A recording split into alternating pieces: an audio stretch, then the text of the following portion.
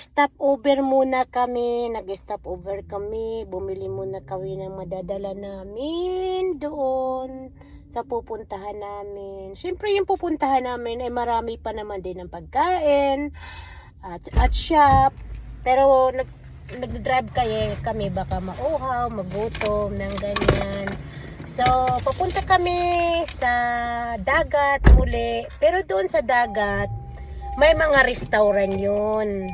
May mga pagkain, yung ganyan. Pero syempre nagta-travel pa kami, kaya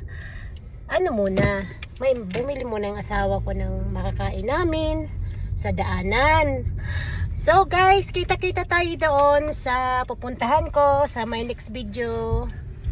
At maraming salamat sa panunood. Mga angel, I love you angel. I love you sa mga followers ko. Thank you so much.